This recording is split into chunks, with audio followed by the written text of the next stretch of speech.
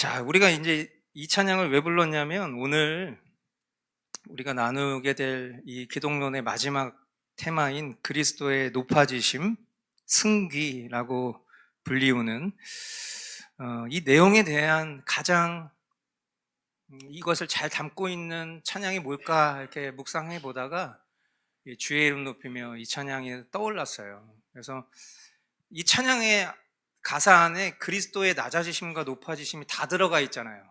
그렇죠? 다시 한번 여러분들이 방금 전에 우리가 부른 그 찬양의 가사를 떠올려 보시면 그 안에 이 그리스도의 비하와 승귀 이 내용이 다 담겨져 있습니다. 그러니까 우리가 보통 어떤 찬양을 가리켜서 이 찬양은 참 복음적이야 라고 했을 때 막 그 가사가 굉장히 시적이고 막 내 마음에 감동을 주고 뭔가 막 찬양을 막 부르면 막 눈물이 울컥 쏟아질 것 같고 막 동감되고 막 이런 가사들을 담고 있는 곡들은 우리가 이제 컨템포러리 크리스찬 뮤직으로 우리가 잘 들으면 됩니다만 우리가 하나님이 행하신 일들을 높이는 게 찬양이잖아요.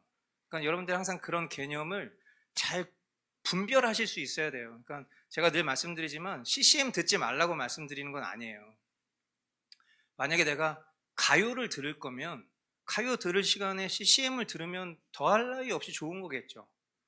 그런데 우리가 예배 때 부르는 곡들은 항상 이런 명백한 신학과 복음을 가지고 있어야 된다는 거죠. 왜? 우리가 하나님을 어도레이션 하는 시간이기 때문에 내 감정이나 내 느낌이 중요한 게 아니에요. 우리는 하나님을 영화롭게 하기 위한 창조 목적이 우리의 목적이기 때문에 우리가 예배 때 사용하는 곡들이 그래서 되게 중요한 거고, 이런 찬양의 가사들을 갖고 있는 곡들은 너무 좋은 찬양이에요. 근데 참 안타깝게도 이 찬양도 이제 만든 사람이 미국의 은사주의를 대표하는 그런 사역자가 이 노래를 만들어서 참 안타깝습니다. 그래도 어쨌든 가사의 내용은 아주 좋았다. 그래서 같이 우리가 이 곡을 부르면서 그리스도의 낮아지심과 높아지심을 묵상할 수 있는 너무 좋은 찬양이었다는 생각이 듭니다.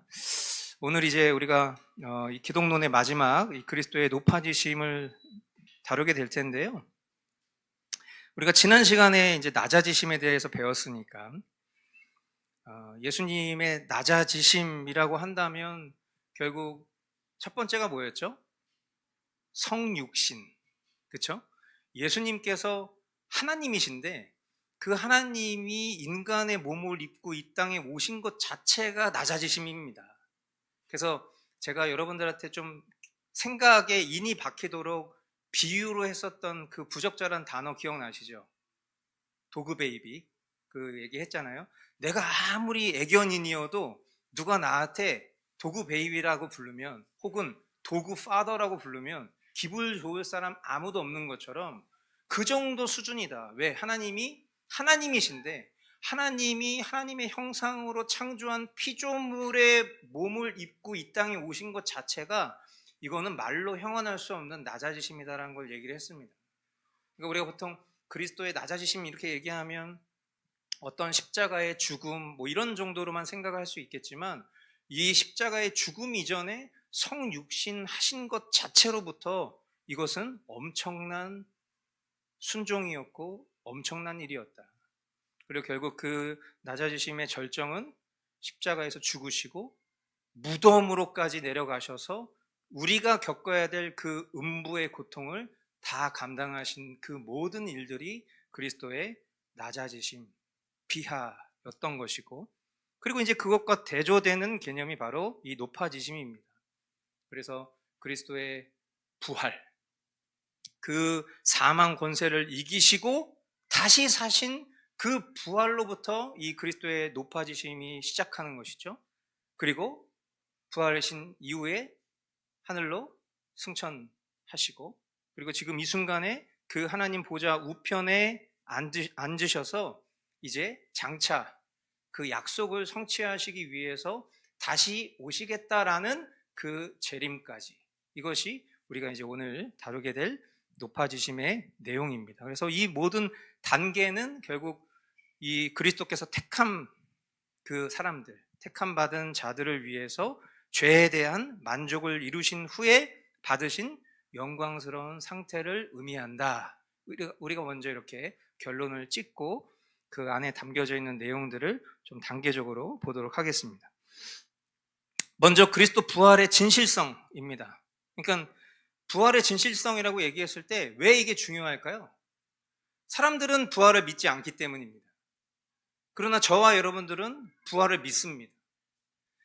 우리가 왜 부활을 믿게 되었는지에 대해서는 저는 명백하게 여러분들에게 말씀드릴 수 있어요. 이것은 사실은 우리가 지식적인 어떤 이해로 부활을 믿은 게 아닙니다. 늘 말씀드리지만 하나님께서는 우리에게 믿음을 선물로 주셨습니다.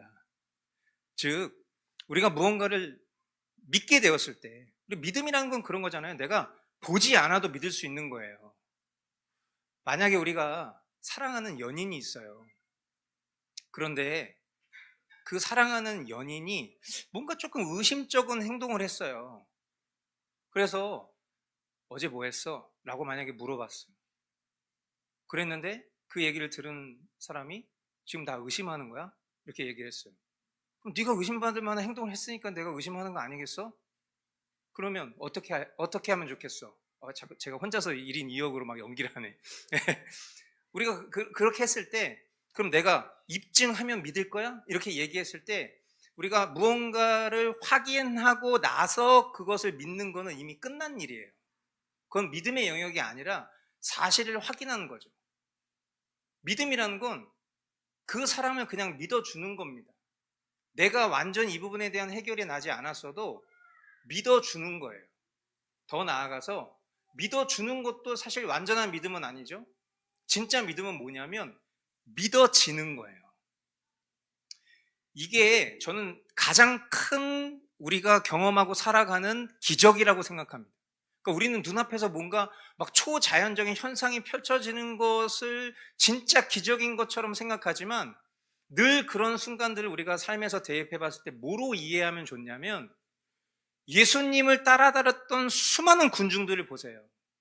그 수많은 군중들은 예수님을 통해서 무엇을 얻기를 원했죠? 기적 보기를 원했어요. 그러나 그 기적 보기를 원했던 그 사람들이 예수님을 믿었습니까? 아니죠. 오히려 그 사람들은 예수님을 십자가에 내어 던지는, 그리고 그 예수님을 조롱하는, 예수님한테 침을 뱉고 돌을 던졌던 그 군중들이었던 것 뿐이에요. 그러나 진짜 예수님을 믿은 사람들, 그것은 예수님이 행하신 일들을 보고 예수님을 믿은 게 아닙니다. 그들 안에 이미 예수는 그리스도시요 살아계신 하나님의 아들이시다는 것을 믿게 된 그 믿음이 내재되어 있었던 거예요. 즉 다른 말로 얘기하면 하나님께서 허락하신 영혼들은 믿게 되는 거예요. 이것을 우리는 믿어진다 이렇게 표현하는 것이죠. 믿어지는 거를 논리적으로 설명하려고 하면 이게 설명이 안 되는 영역이에요.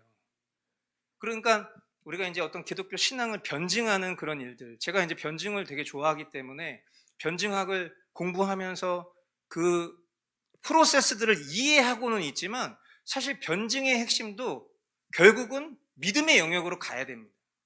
왜냐하면 기독교를 이성과 진리로 입증하려고 한다고 해서 충족되는 게 아니에요. 왜? 그 과정 속에서는 하나님께서 각 사람에게 믿음을 주시지 않으면 끝끝내 그거를 받아들일 수가 없어요. 그러니까 성경을 우리가 아무리 열심히 읽는다 해도 성령님의 조명하심과 감동이 없으면 이 성경은 우리에게 그냥 탈무드 이상 그 이하도 아닙니다. 그러나 성경이 구원의 책이 될 수 있는 것은 우리 안에 내주하시는 성령께서 우리로 하여금 그 성경을 믿을 수 있도록 도와주시기 때문이에요. 그러니까 우리가 부활의 진실성 이렇게 얘기했을 때 대전제는 뭐냐면 저와 여러분들은 사실 이걸 지식적으로 이해해서 이 부활을 믿게 된 게 아니에요. 그거를 깨달으실 수 있어야 돼요. 여러분들 한번 곰곰이 생각해 보세요. 예수님의 부활을 여러분들이 지식적으로 납득한 겁니까? 아니에요. 아마 이 자리에 계신 참된 신자라면 대부분은 다 믿어진 거지. 그거를 우리가 논리적으로, 지식적으로 그것을 납득해서 받아들인 게 아니라는 것에 대해서 1차적으로 감사하실 수 있어야 됩니다. 그러나 우리가 이 진실성을 좀 더 객관적으로 이야기를 하려면 단순히 우리의 어떤 그런 하나님이 선물로 주신 믿음의 영역뿐만 아니라 그 믿음의 영역 이외에도 어떠한 증거들이 있었는가를 한번 살펴보면 더 충만해질 수 있겠죠. 일단은 이 부활의 진실성을 이야기함에 있어서 첫 번째는 이 성경적인 근거들을 좀 보려고 합니다. 뭐든지 우리가 이제 선제적인 것들, 그러니까 앞으로 이런 일들이 있을 겁니다.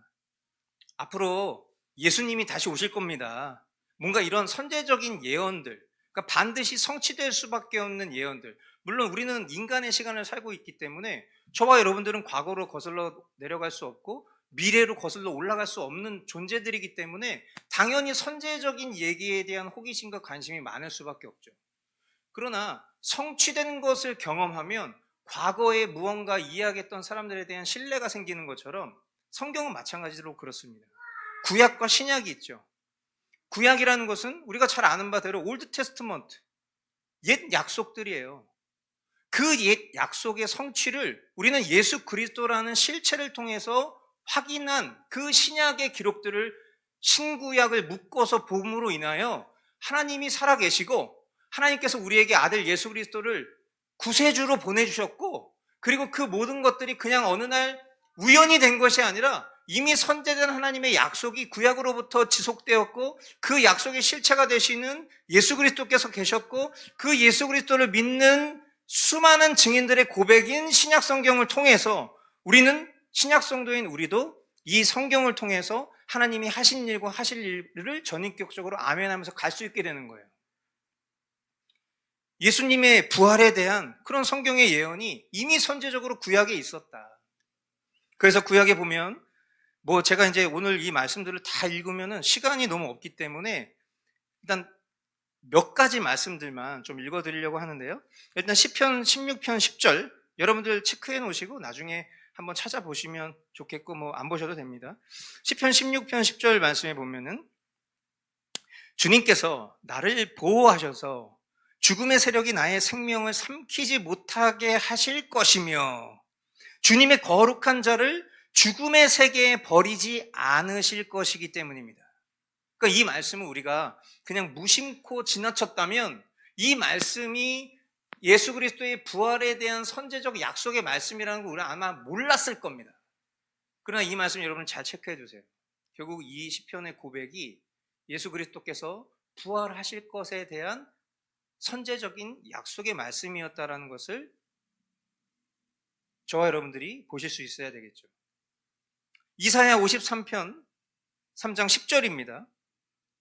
주님께서 그를 상하게 하고자 하셨다. 주님께서 그를 병들게 하셨다. 그가 그의 영혼을 속건제물로 여기면 그는 자손을 볼 것이며 오래오래 살 것이다. 주님께서 세우신 뜻을 그가 이루어 드릴 것이다. 이게 되게 막연한 관점으로 성경을 보면 우리는 이 말씀이 무슨 뜻인지 이해하기 어려웠을 겁니다. 그러나 성경은 늘 어떤 관점으로 봐야 된다고 제가 가르쳐 드렸죠? 구속사적 관점으로 성경을 봐야 돼요. 그러니까 자꾸 성경을 무슨 백과사전처럼 이해하시려는 분들이 있어요. 그 성경에 있어요? 그런 게? 술 먹지 말라고, 담배 피지 말라고 그런 게 성경에 있어요? 그런 거 없잖아요. 이런 식으로 자꾸 성경을 호도하시는 분들이 있는데 성경은 백과사전이 아니라 성경은 하나님께서 우리를 어떻게 구원하시길 원하시는지에 대한 뜻이 담겨져 있는 구원의 책이라고 말씀드렸어요. 그러니까 성경에 나와 있지 않다고 해서 모든 것들이 다 가하다라고 생각하는 것 자체가 하나님을 모독하는 겁니다. 이 성경책 자체는 구원의 책이란 말이에요. 그러면 우리가 어떤 성경을 보더라도 그 성경이 이야기하고 있는 본질은 구속사적인 관점, 하나님이 우리를 구원하시기 위한 관점으로 이 말씀을 보는 거예요. 그러면 이런 구약의 예언서의 말씀들도 여기서 말하는 그가 누구지? 그러니까 이 구속사적 관점을 놓치면 자꾸 이런 인칭대명사 같은 거 나오는 자리에 이단 사이비들이 자기네들 교주 이름 넣어버리는 거예요. 그러니까 우리가 바른 교리를 배우기 위해서 기본적으로 가져야 될 관점이 있다면 당연히 구속사적인 관점으로 성경을 보는 거죠. 이게 도대체 무슨 말인가? 주님께서 그를 상하게 하고자 하셨다. 이 삼위일체 하나님께서 가지고 계신 그 삼위일체 하나님의 구속의 계획은 보내실 바로 이 예수 그리스도를 상하게 하셨다. 그러나 그의 영혼을 속건 제물로 여기면 그는 자손을 볼 것이다. 뭡니까? 하나님의 자녀들을 보게 될 것이다. 구원받은 하나님의 백성들을 보게 될 것이다. 그리고 주님께서 세우신 뜻을 그가 이루어 주셨다. 바로 예수님의 그 순종, 예수님의 그 비하에 대한 내용들이 이 말씀 속에 담겨져 있는 것이죠. 절대 죽지 않으시는, 다시 사시는 그 부활의 진실성이 이런 말씀 안에도 담겨져 있다. 호세아 6장 2절, 이틀 뒤에 우리를 다시 살려주시고 사흘 만에 우리를 다시 일으켜 세우실 것이니 우리가 주님 앞에서 살 것이다. 이 말씀을 그냥 그 시대적 관점에서 내비쳐 보면 이걸 어떻게 그리스도의 부활로 이해할 수 있겠습니까? 영문을 알 수 없는, 그냥 이해할 수 없는, 성경이 너무 어렵네, 이건 잘 무슨 말인지 모르겠지만 일단 패스, 이렇게 볼 수밖에 없는 말씀이지만 구속사적 관점에서 보면 이 호세아 예언에 담겨져 있는 이 내용도 결국 초림, 다시 처음 오실 그 예수 그리스도께서 사흘 만에 부활하실 것에 대한 선제적인 예언의 말씀이다라는 것을 볼 수 있다는 거죠. 그러니까 생각해 보세요. 이런 수많은 선제적 예언의 말씀, 제가 그냥 세 구절만 발췌해서 여러분들에게 읽어드렸지만, 우리가 성경을 보면 구약 성경에 나오는 예언서의 3분의 2는 초림에 대한 말씀입니다. 3분의 1은 재림에 대한 말씀이에요. 그러면 초림에 대한 이 예언서의 말씀들을 누구보다도 잘 알고 있었던 유대인들이 예수님을 못 알아볼 수가 없었겠죠. 그들은 율법을 우리보다도 더 사랑하는 사람이니까, 성경을 우리보다도 더 중요하게 생각하는 사람이니까. 그런데 그들이 예수님을 알아보지 못했던 건 말씀드렸지만 하나님 믿음을 선물로 주시지 않았기 때문에, 하나님의 의중이 거기 담겨져 있다. 하나님 그들을 미워하셔서 그들을 죽이시기 원해서 그런 게 아니라 그 또한 하나님의 섭리 중에 두신 거예요. 근데 저와 여러분들이 이런 말씀을 읽을 때 예수님을 떠올릴 수 있고 그 예수님으로 해석할 수 있고 그 예수님으로 결론 낼 수 있다는 것이 얼마나 놀라운 일이고 얼마나 감사한 일인지를 우리가 깨달을 수 있어야 돼요. 그래서 여러분들이 구약 성경을 읽으실 때에도 이 말씀이 무슨 말이지? 이해가 잘 되지 않는 말씀들 속에 우리가 예수님을 바라보면 그것이 예수님에 대한 말씀이라는 것을 우리는 깨닫게 되는 겁니다. 어떤 제사제도를 나열해도, 어떤 절기에 대한 얘기를 해도 결국 그 모든 것들은 다 예수님에 대한 그림자라는 것을 깨닫게 되는 것이죠. 구약에 선제된 예언 말씀뿐만이 아닙니다. 그리스도, 예수님 자신도 자신의 어떤 일들에 대한 예언을 하셨죠. 그래서 이것은 제가 다 읽을 수가 없고 마태복음, 누가복음, 요한복음 굉장히 많은 구절 속에서 예수님은 여러 번 자신의 죽음과 그리고 예수님께서 3일 만에 다시 살아날 것에 대한 예언을 하셨습니다. 그래서 제자들이 그것을 바르게 믿지 못했던 것, 군중들이 그런 예수님의 말들을 경홀히 여겼던 것은 예수님이 말씀하지 않으셔서가 아니죠. 예수님이 그것을 충분하게 이해하고 설득시키지 않으셔서가 아니죠. 그들의 생각과 마음은 예수님의 뜻과는 전혀 무관한 자신들의 사리사욕에 잔뜩 갇혀져 있었기 때문입니다.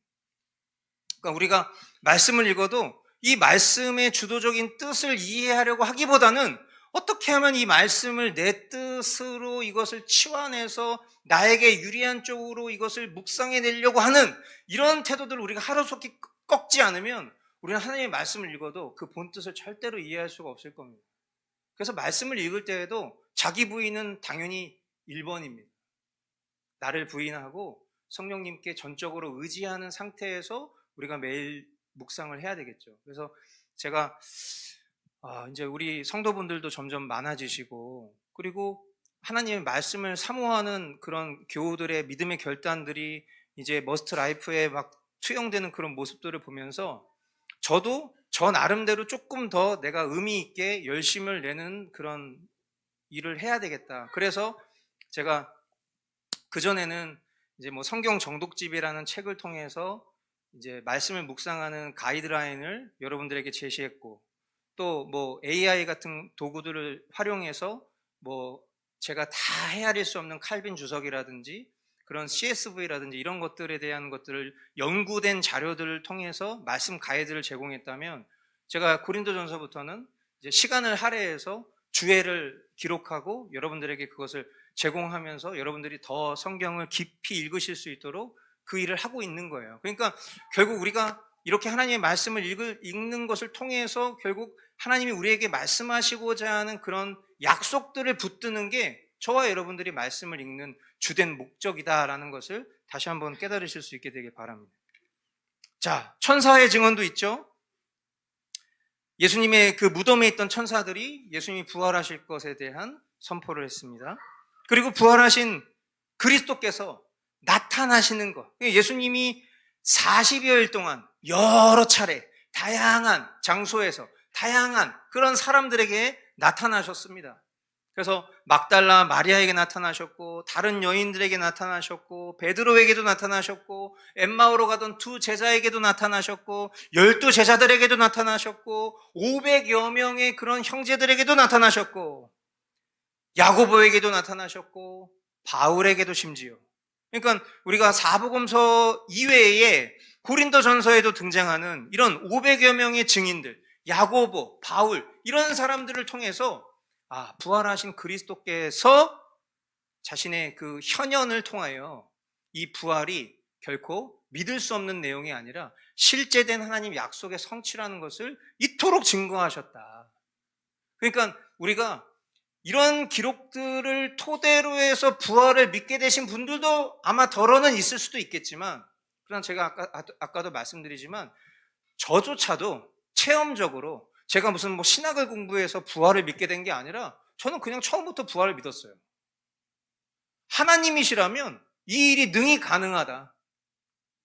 예수님께서 이 땅에 오신 목적이 이러하고 그 예수님께서 이루신 일이 단순히 우리의 죄를 위해서 십자가에서 죽으신 것으로 끝났다면 그거는 누구나 할 수 있는 일 아니겠어요?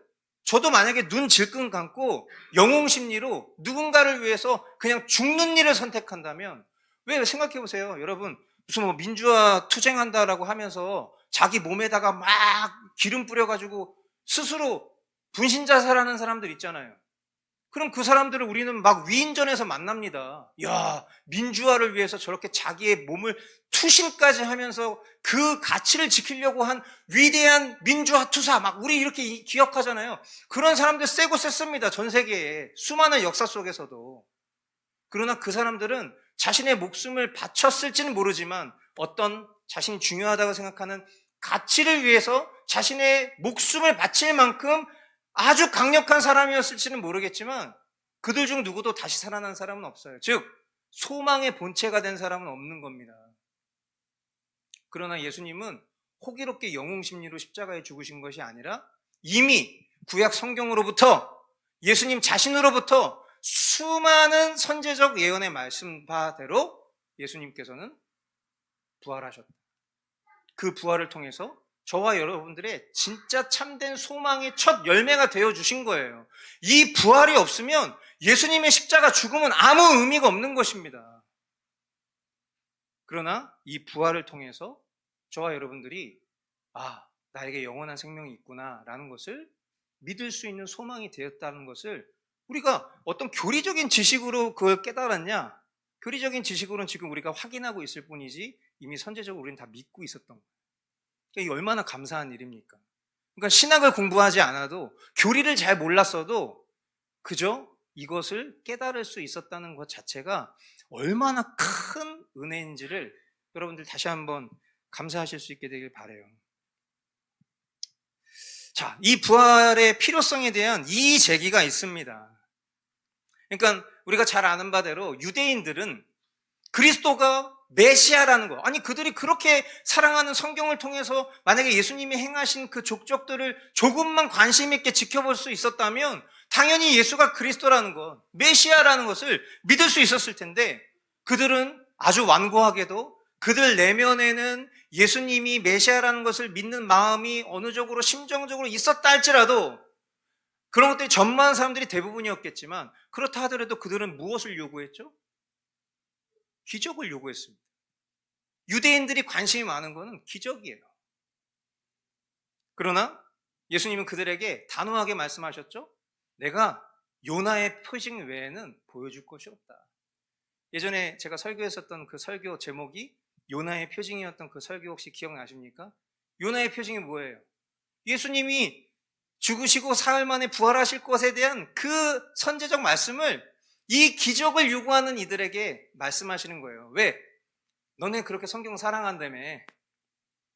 너네 뭐 그렇게 율법주의자라며. 그럼 너네 성경 잘 아니까 요나의 기적이 뭘 의미하는지 알 거 아니겠니? 이런 의미로 이렇게 얘기하셨지만 이 영적으로 우매한 이들은 이 말이 무슨 말이지? 저 사람이 지금 말장난하나? 이런 식으로 아마 생각했을 겁니다. 그러나 요나의 표징 외에는 보여줄 것이 없다 말씀하셨죠. 그러니까 제가 거듭 말씀드리지만 예수님의 부활은 그 부활 자체가 예수님이 메시아라는 것을 증명하는 가장 강력한 기적입니다.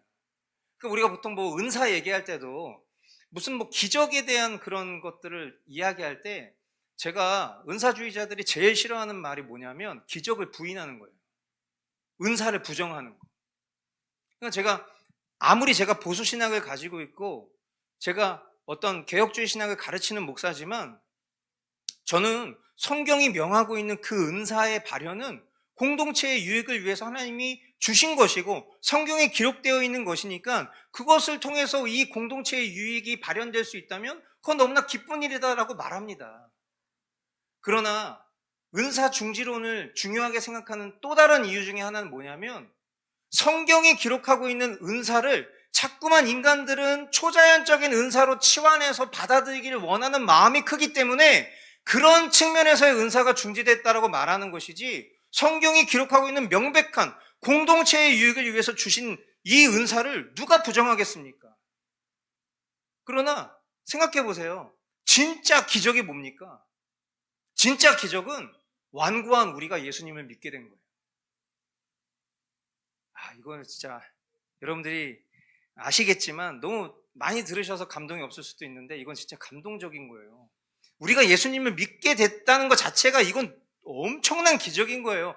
전 세계 지구에 속해 있는 수많은 인구들이 대부분 다 예수님을 안 믿습니다. 여러분 주변에 예수님 믿는 사람 많습니까? 우리 자녀들 학교 다니는 공교육 다니는 자녀들 중에 그 반에서 예수님 믿는 애들 많습니까? 없어요. 근데 우리가 그 예수님을 믿고 지금 그 신앙을 보존받고 살고 있잖아요. 이것 자체가 기적 아니면 뭐겠어요? 이것보다 더 큰 기적이 있습니까? 만약에 이것보다 더 큰 기적은 뭐가 있을까요? 우리 눈앞에 뭐 진짜 막 용이 날아다녀야 그게 기적이에요? 진짜 기적은 저와 여러분들이 하나님 나라 백성이 됐다는 거예요. 그러니까 결국 모든 다른 기적들은 이 부활을 통해서 확증된 겁니다. 그러니까 우리가 이 부활 신앙을 가지고 있다는 것 자체가 얼마나 큰 은혜인지. 그리고 이 부활의 필요성에 대한 이의제기가 또 필요했던 역사적 기록들을 보면 이제 막 그리스도의 그 어떤 시체 도난설 이거 여러분들 들어보셨나요? 그러니까 그 당대에 살아가는 사람들 중에서는 이 제자 이 녀석들이 버린 자작극이다. 그래서 부활한 게 아니라 이 예수의 시체를 몰래 훔쳐가려고 했다. 훔쳤다. 이제 이런 식으로. 근데 우리가 그 기록을 보면 너무나 성경의 기록들을 보면 너무나 명백하지만 그러니까 이 시대 속에 보면 항상 이 거짓을 추구하는 자들의 특징이 있습니다. 이 사람들은 자기네들 수준으로 생각해. 그러니까 본인들이 그렇게 살았기 때문에 이 사람들도 자기네들처럼 시체 몰래 숨겨놓고선 시체가 부활했다라고 주장할 게 뻔하니까 경비병력을 엄청 투입해가지고 그 일이 발생하지 않도록 선제적으로 엄청 조치를 취했잖아요. 그렇지 않습니까? 그렇게까지 살았던 사람들이 자기네들이 했었던 생각처럼 생각하는 거예요. 제가 여기서 뭐 다른 얘기 하지는 않겠습니다. 그러니까 오늘날에도 보면 그렇습니다.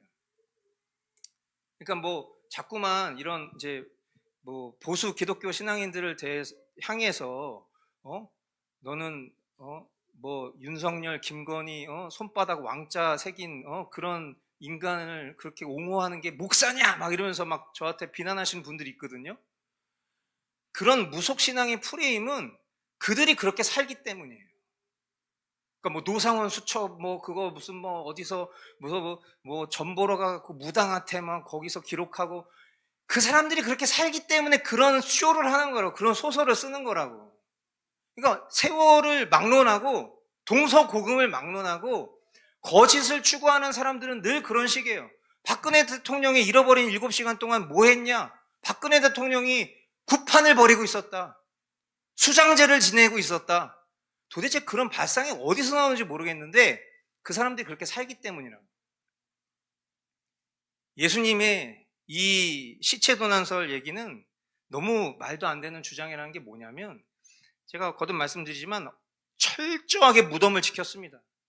그럼에도 불구하고 시체가 사라졌다라는 것이 그들의 주장 자체가 거짓이라는 것을 입증하는 것, 첫 번째. 두 번째, 여러분 아무리 뻔뻔한 사람이라도 생각해 보세요. 이 시체가 도난당했다면 제자들은 순교하지 않았을 겁니다. 그렇지 않아요? 제자들 다 순교당했어요. 만약에 그 제자들이 서로 담합해가지고, 야, 우리가 믿는 이 가치를 지켜야 돼. 우리는 민주주의를 위해서 일평생을 쏟아부은 거야. 하면서 우린 이 가치를 지키기 위해서 예수, 이 사람 실질적으로는 메시아 아닌데 우린 이 사람을 영웅으로 만들어야 돼. 그래서 이 사람 당연히 죽으면 끝나는 거지. 근데 이 사람을 우린 신격화하자. 그래서 우리끼리 담합해서 몰래 이 시체 빼돌린 다음에 우리의 가치를 드높이자. 만약에 그렇게 추구하는 사람들이었으면 이들이 다 순교의 제물이 되지 않았을 겁니다. 누구 중 한 명이라도 사실 고백했겠죠. 사실은 그건 다 거짓말이었습니다. 이런 사람 한 명이라도 나올 거예요. 12명 중에. 그러나 그들은 다 담대하게 복음을 전했고 다 그렇게 순교했어요. 왜? 죽어도 살 거라는 믿음이 있기 때문에. 예수님의 부활을 통해서. 그러니까 이 부활의 필요성에 대한 역사적 이의 제기들은 이와 같은 논리로 우리가 대답해 줄 수 있다. 자, 그러면 그리스도의 이 부활의 필요성은 왜 필요한 것인가? 몇 가지로 간략하게 정리를 했습니다. 첫 번째, 예언의 성취입니다. 말 그대로 구약의 예언과 그리스도 자신의 예언을 성취하기 위해서 필요한 것이다. 또 죄에 대한 만족의 증거, 그리스도의 그 죽음이 저와 여러분들, 택하신 자들의 죄에 대한 충분한 만족이 되었음을 입증하기 위해서 필요한 것이다. 세 번째, 하나님의 의의 선포. 하나님께서 그리스도를 의롭다라고 선포하셨다는 것을 보여주기 위해서. 왜? 결국 그것이 저와 여러분들의 의의 근거가 되기 때문이죠. 십자가에서 죽으신 것으로 끝나면 아무 소망이 없다고 거듭 말씀드린 이유는, 부활하셔서 의의 완성이 되시지 않으면 저와 여러분을 의롭다 하실 수가 없는 거예요. 부활하신 예수 그리스도를 믿는 믿음을 통해서 우리에게 칭의를 허락하시는 것인데, 부활하지도 못한 이 미완으로 끝난 이 사건을 가지고 어찌 우리를 의롭다고 하실 수 있겠냔 말이죠. 칭의의 기초가 마찬가지의 의미입니다. 그리고 새로운 삶의 시작. 결국 저와 여러분들이 신앙생활 하면서 결국 영적인 삶과 미래의 부활을 보증하기 위해서 부활이 필요하다. 이게 제일 중요한 덕목 중에 하나겠죠, 결국에는. 그리고 사탄의 권세가 굴복되는 것. 거듭 말씀드리지만 십자가의 죽음으로 끝나면 아무것도 아닙니다. 그러나 죽음과 이 사탄의 권세를 최종적으로 정복하시기 위해서 부활은 반드시 필요했다. 그러니까 아마 우리가 이제 이런 내용들을 신학적으로 교리적으로 풀어서 이렇게 설명하는 과정들을 거치지 않으면, 우리는 만약에 이런 질문을 무신론자나 아니면 이 기독교 신앙을 배격하는 사람 혹은 시커, 어떤 구도자들 편에서 만약에 질문을 받는다면 우리는 이것에 대한 대답을 믿음 수준으로밖에 해줄 수가 없는 거예요. 잘 모르겠고 네 질문을 내가 무슨 말인지는 알겠는데 나는 사실 말주변이 좀 없어. 그래서 내가 설명하기는 좀 어려운데 아니 일단은 좀 믿어봐. 이렇게밖에 대답을 못하는 거예요. 우리 믿음 수준에서 이렇게밖에 대답을 못한다고. 그러나 우리가 교리의 유익은 그러나 그들의 질문에 그들의 수준으로 대답을 해줄 수 있는 그런 도구로 쓸 수 있기 때문이라는 거죠. 그래서 이런 필요성도 당연히 우리가 알아두어야 한다. 그러나 뭐 한 번 듣는다고 다 여러분들이 이해하시면 제가 이 자리에 있을 이유가 없겠죠. 여러분들이 잘 기억해 두시고 또 활용해 보시고 또 들으시고 계속 그러면 되겠습니다. 자, 네 번째, 그리스도 부활의 효력과 유익입니다. 뭐 이것도 비슷한 내용입니다. 사실은 뭐 필요성 그리고 유익 같은 개념 안에 들어가 있는 것인데 이 중에서 가장 핵심적인 것들을 좀 제가 나눠보고 싶은 게 있다면 뭐냐면 결국은 예수님께서 그리스도와 함께 죽고 또 그리스도로 우리가 살아갈 수 있도록 보증이 되시는 것, 저는 이것이 굉장히 중요한 일이라고 생각해요. 그러니까 우리가 갈라디아서 2장 20절 말씀을 늘 우리의 복음의 정수인 말씀으로 묵상하지 않습니까? 내가 그리스도와 함께 십자가에 못 박혔나니 그런즉 이제는 내가 사는 것이 아니요 내 안에 그리스도께서 사신 것이라. 그리스도께서 사심이 우리에게 실제가 되려면 당연히 그리스도께서 십자가에서 죽으신 그 죽으심이 있어야 됩니다. 그 죽으심은 저와 여러분들의 죄를 대속하신 죽음이기 때문이죠. 그러나 그 죽음으로 끝이 난다면 아무런 소용이 없는데 이 죽음 이후에 다시 사신 예수 그리스도께서 저와 여러분들의 심령 가운데 살고 계신다는 것 자체가 이 죽음을 통한 대속이 우리에게 유효하다는 것에 대한 입증이라는 거예요. 그런즉 이제는 내가 사는 것이 아니요 오직 내 안에 그리스도께서 사신 것이라. 이제 내가 육체 가운데 사는 것은 나를 사랑하사 나를 위하여 자기 자신을 버리신 그 하나님의 아들을 믿는 믿음 안에서 사는 것이라. 부활의 보증이 저와 여러분들의 삶에서 그 아들 예수 그리스도를 믿는 믿음 안에서 살게 되는 보증이 되어준다는 것이죠. 그래서 결국 이것은 장차 우리에게 영광스러운 하나님 나라가 예비되어 있다. 그리고 우리가 그 전에 뭐 육체적인 죽음을 경험할 수도 있고 아니면 우리가 살아가고 있는 당대에 예수님께서 다시 오실 수도 있겠지만 이 모든 시간의 끝 종국에는 우린 결국 다 이 부활에 소망된 영원한 하나님 나라의 백성들이 될 것이다 라는 그 소망이 우리 그리스도인들에게 있어서는 제일 중요한 거예요. 그러니까 우리는 이 생의 삶에 초점을 맞추고 사는 사람들이 아니라 우리는 당연히 다가올 삶, 내세에 대한 초점을 맞추고 살아가는 사람들이다 보니까 이거를 모르는 사람들은, 이 현실을 사는 사람들은 우리를 바라보면서 에이그 한심한 인간, 그냥 지금도 똑바로 못 살면서 무슨 나중에 죽어서 천국 갈 생각을 하고 사나, 에휴 답답한 인간들, 에휴 주식이나 올랐나 봐야지, 이렇게 되는 거예요 결국엔. 그러니까 이 다가올 삶에 대한 소망을 믿고 그것을 추구하며 살아갈 수 있다는 것 자체가 우리에게는 큰 능력이 되는 겁니다. 이거는 세상이 이해할 수 없는 것들이죠.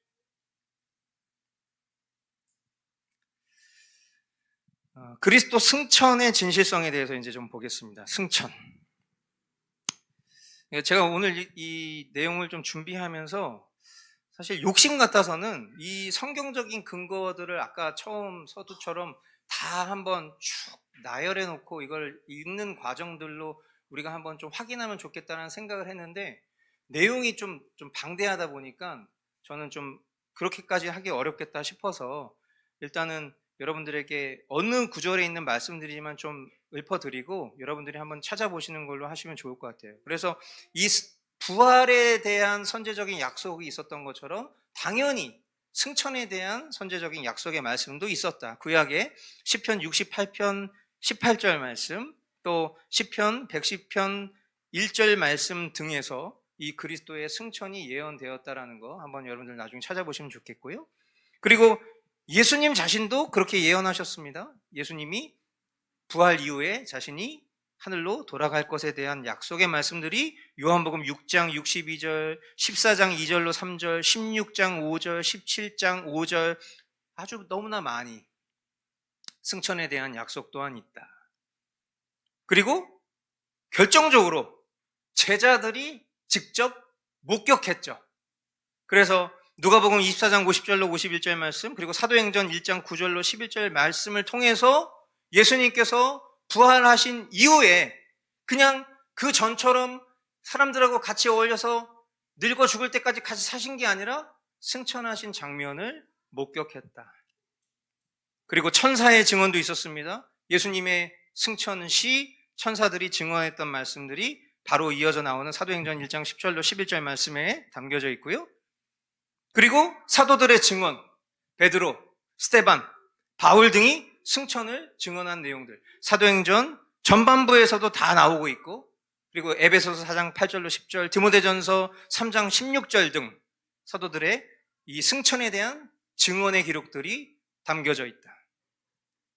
그렇게 우리가 이 성경적인 증거를 가지고 이제 승천이 왜 필요한지를 살펴보면, 첫 번째, 영광의 완성. 그래서 그리스도께서 비하, 이 낮아지심을 통해 이루신 그 사역의 영광을 받으시기 위해서. 그러니까 이걸 심플하게 아까 제가 썼었던 표현으로 하면 죽고 끝나면 아무 의미가 없다. 그러나 이 죽으심의 가치, 곧 영광을 받으시기 위해 승천은 마땅히 필요한 것이다. 그리고 두 번째, 중보사역의 시작입니다. 제가 늘 말씀드리지만 중보라는 단어는 예수님께만 쓸 수 있는 단어다라고 거듭 말씀드립니다. 그래서 하나님 보좌 우편에서 우리를 위해서 중보사역을 시작하시기 위해서 물리적 장소의 묘사로 보좌 우편 이렇게 썼다고 얘기했죠. 실질적으로 지금 예수님이 아무것도 안 하고 그 옆에서 엉덩이에 종기 내실 때까지 보좌 우편에 이렇게 앉아 계신 건 아니라고 말씀드렸습니다. 그러나 그 권능 사이드, 그 권능의 사이드를 우편이라고 표현했을 때 그 실질적인 사역, 우리를 위해서 중보하시는 그 일을 하시기 위해서 승천하셨다. 히브리서 7장 25절 말씀을 근거로 말씀드립니다.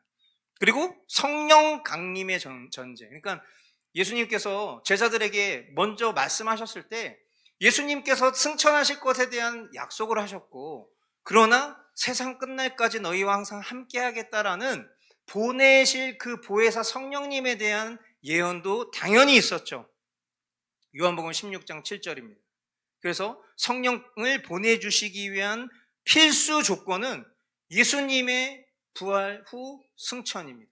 부활 후 승천되셨을 때 우리에게 떠나지 않으시는 하나님이 보내짐을 받으신 것이 바로 성령이고, 그 성령님이 처음 오순절 강림하셨었던 그 사건의 표징들을 통해서 그 약속의 성취를 가시적으로 보게 하셨다라는 것도 거듭 말씀드렸습니다.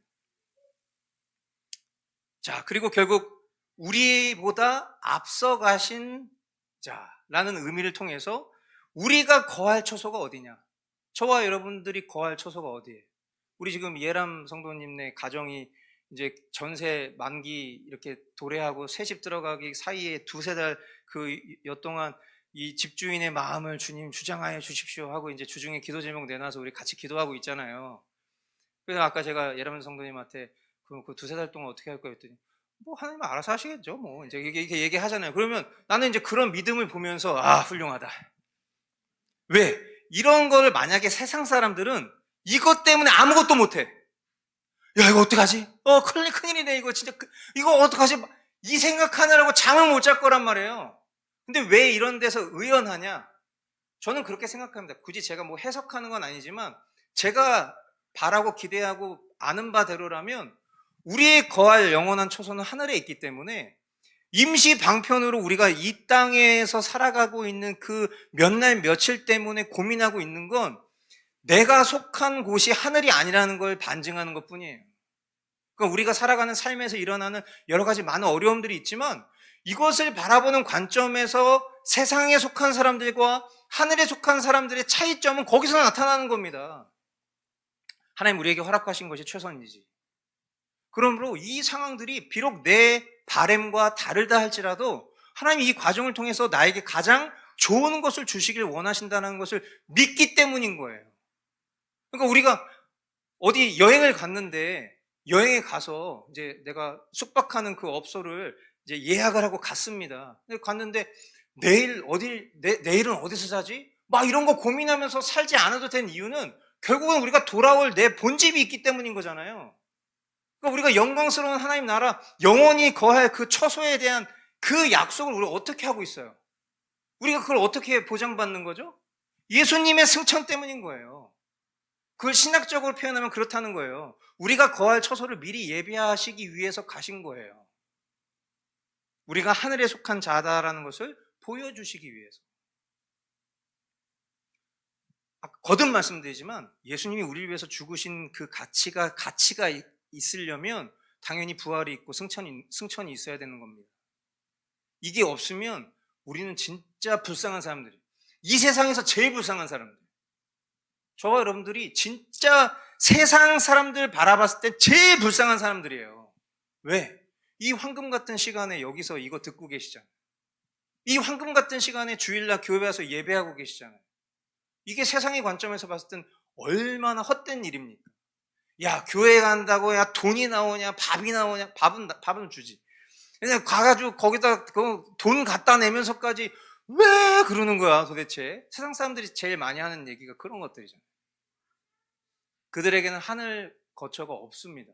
그러니까 그 관점으로 볼 수밖에 없지만 우리는 예수님의 이 부활 승천을 통해서 보증된 이 약속들을 믿고 있기 때문에 감사할 수 있죠. 자, 그럼 이 승천을 통해서 우리에게 얻어지는 유익이 무엇이냐? 아까 부활의 유익과 비슷합니다. 중보사역이죠.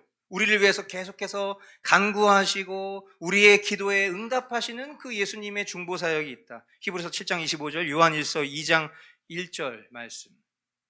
그리고 마찬가지로 이 역시도 성령의 임재, 승천하심이 전제였기 때문에 마땅히 성령을 보내주신 것들이 약속대로 성취된 것이고, 그리고 성령님께서는 지금 이 순간에도 우리 안에서 역사하셔서 우리로 하여금 무엇으로 인도하신다? 진리로 인도하고 계신다. 그래서 제가 강복선언할 때, 축도할 때도 이 성삼위일체 하나님의 사역을 통해서 블레싱 하는 거잖아요. 그랬을 때 성령님이 하시는 일들에 대해서 제가 뭐라고 표현합니까? 성령님의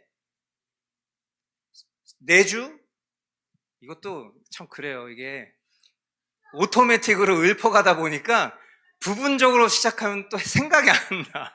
그러니까 우리가 성자의 은혜와 성부의 사랑을 얘기하고 나서 제가 성령님에 대한 얘기를 할 때 저는 꼭 거기에 말씀을 넣는 이유가 성령님께서 하시는 핵심이 그거기 때문이에요. 주는 그리스도시요 살아계신 하나님의 아들이심을 믿게 되는 그 믿음의 고백이 성령님이 우리에게 주도하신 거거든요. 그러니까 그 성령님께서 내주 역사하심을 통해서 결국 우리가 바라봐야 될 실체가 진리 되신 예수 그리스도를 보게 하는 일이 성령의 메인 미니스트리예요. 그러니까 이 약속을 성취하기 위해서 당연히 승천이 필요했다. 그리고 세 번째, 은사의 분배입니다. 교회에 다양한 은사들을 주셨죠. 그리고 그것을 통해서 교회를 세우게 하시는 일들. 그리고 영적 능력의 공급, 신자들에게 영적 능력과 그리고 보장된 승리를 허락해 주시는 것. 그리고 마지막, 천국 소망의 확신. 저와 여러분들이 하늘에 속한 시민이다라는 것을 확증하고 장차 그리스도와 함께 영원히 거할 그 천국에 대한 소망을 우리에게 주시기 위해서 이 승천의 유익이 있다라는 거, 그렇게 정리를 좀 해보도록 하겠습니다. 자, 마지막 단락, 그리스도께서 하나님 우편에 앉으심의 진실성. 그러니까 오늘 지금 우리가 나누고 있는 이 내용들의 큰 틀에서의 구조는 부활의 진실성에 대해서 얘기하고 있고, 승천의 진실성에 대해서 얘기하고 있고, 그리고 마지막으로 하나님 우편에 앉으심의 진실성. 요 세 가지, 부활, 승천, 그리고 보좌 우편에 앉으심, 이것이 지금 우리가 다루고 있는 그리스도의 높아지심, 승기에 대한 내용들이라는 것이죠. 자, 우편에 앉으심의 진실성도 당연히 성경적인 근거들이 있습니다. 구약에도 시편 110편 1절에 그리스도께서 하나님 우편에 앉으실 것에 대해서 분명히 예언하고 있고요. 그리고 예수님 자신도 예수님이 자신이 인자로서 하나님의 그 능력의 우편에 앉을 것에 대한 말씀을 마태복음 26장 64절, 누가복음 22장 69절 통해서 말씀하셨다. 그리고 사도들의 증언이 있었습니다. 베드로, 바울, 히브리서 이 저자들이 이 진리를 분명히 선포하고 있다. 그래서 사도행전 2장 34절로 36절, 에베소서 1장 20절, 히브리서 1장 3절, 8장 1절, 10장 12절, 12장 2절들의 말씀을 통해서 이 하나님 보좌 우편에 앉으심에 성경적인 기록들이 있다. 결국 이 그리스도께서 하나님 우편에서 직분을 수행하심은 무엇이냐? 여기서 우리가 배웠던 삼중직이 등장하는 것입니다. 바로 왕직분과 제사장 직분과 선지자 직분으로서의 그 직분을 수행하고 계시는데, 왕직분으로서는 어떤 일이겠어요? 당연히 하늘과 땅의 모든 권세를 가지시고 지금 이 온 우주적 교회, 이 교회를 다스리시며 그리고 원수들로부터 보호하시고 통치하시는 그 일을 왕으로서 하고 계신다. 보좌 우편에서 그 일을 하고 계신다. 그래서 마태복음 28장 18절, 에베소서 1장 20절로 22절 말씀 등을 근거로 우리가 이 그리스도의 삼중직 중에 왕 직분으로서 이 일을 하고 계신다는 것을 깨달을 수 있고, 두 번째, 제사장 직분으로서는 영원한 대제사장으로서 우리를 위해서 계속해서 무엇을 하고 계신다? 중보하고 계신다. 히브리서 7장 25절. 그리고 선지자 직분, 성령과 말씀을 통해서 지금 이 순간에도 저와 여러분들을 가르치시고 인도하고 계신다.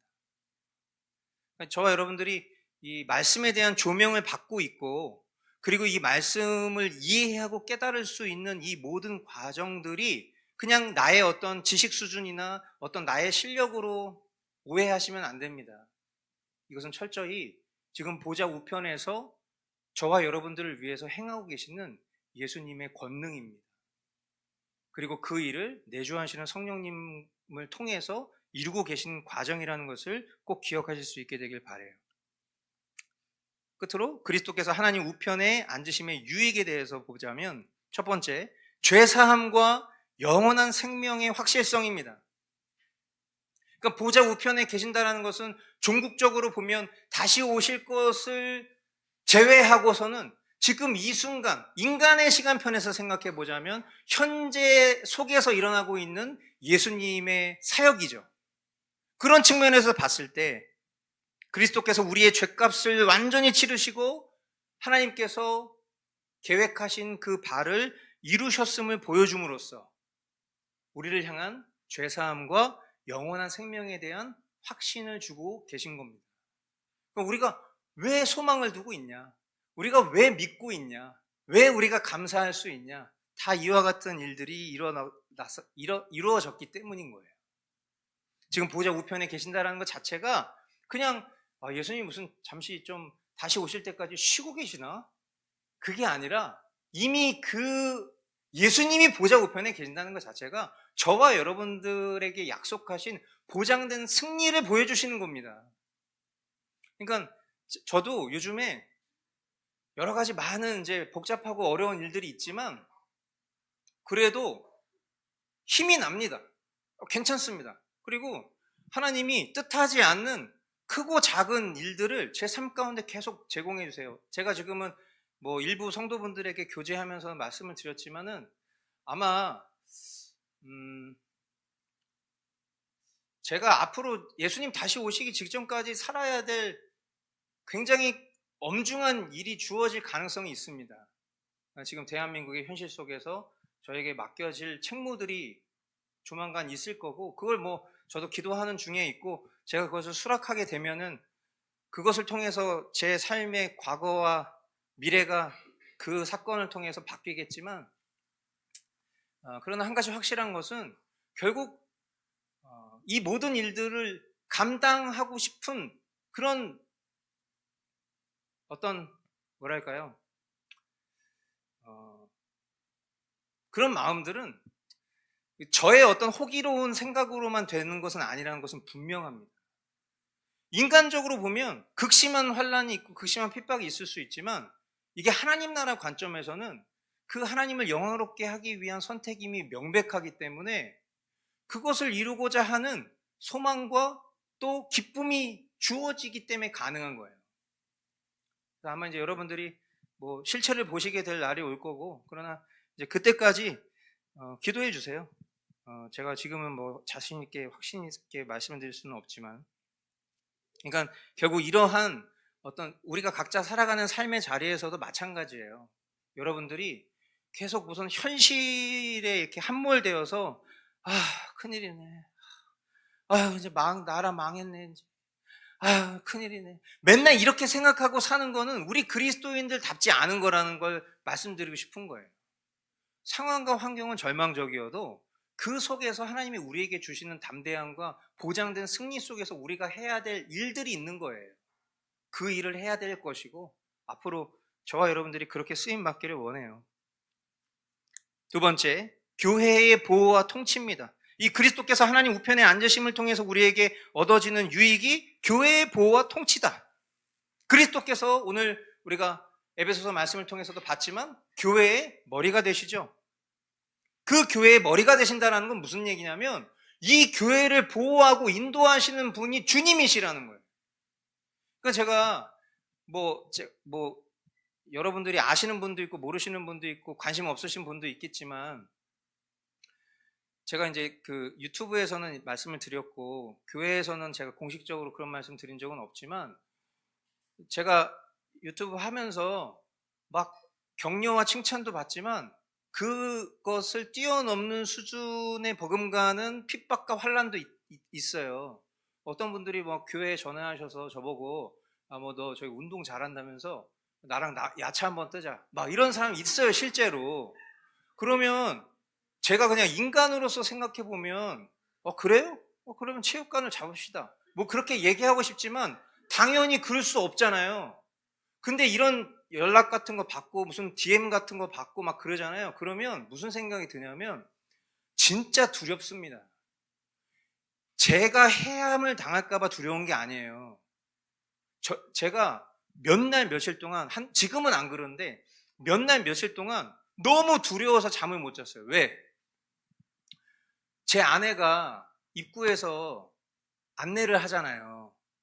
근데 지금은 이제 우리 저기 서봉원 집사님이랑 최우정 집사님 같이 이렇게 해주시지만 그 전에 이제 아내가 혼자 주보 나눠줬잖아요. 우린 여기서 예배 드리면 밖에서 무슨 일이 일어나는지 모른다고. 만약에 누가 와가지고 너 제 아내 칼로 찌르고 도망가면 어떡해? 주일날 와가지고 누가 와가지고 예전에 어떤 형제가 우리 교회에 불 지른다고 그래서 제가 그것 때문에 되게 어려움 겪었었잖아요. 물론 정신병 때문에 한 말이지만 그래도 그런 말 사소한 거 하나조차도 그런 생각이 드는 거예요. 그러면 저는 계속 인간적인 생각을 하는 거죠. 만약에 입구에 불이 나면 이 성도들 내가 어떻게 대피시키지? 뭐 이런 생각, 이런 걸로 맨날 시뮬레이션을 돌리는 거예요. 제가 교회 예배당에서 뭐 사역 준비하다가 밤에 이렇게 집에 갈 때 항상 저도 모르게 이렇게 봅니다. 사주경계 늘 한다고요. 그럼 어디서 누가 나타나면 어떻게 뭐 하고 뭐 이런 생각에 함몰되어 있는 거예요, 사람이. 그게 왜 그런 걸까요? 그 이유는 단순해요. 하나님을 안 믿기 때문에. 제가 지켜줘야 된다고 생각하는 거예요, 성도들을. 내가 어떻게 지켜요? 내 목숨 하나 건사하기 부족한데. 뭐 운동 잘하고 뭐 무슨 싸움 잘하고 그게 무슨 소용이 있어요? 이게 이렇게 불신앙에 넘쳐나는 이런 태도를 가지고 산다라는 제 자신을 직시하는 순간부터 비참함을 느끼는 거예요. 야, 내가 이렇게 형편없는 사람이구나.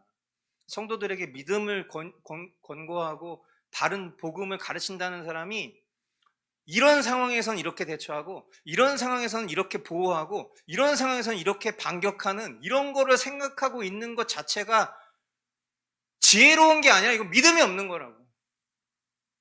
왜? 교회의 머리는 예수님이세요. 우리를 지키는 거는 예수님인 거예요.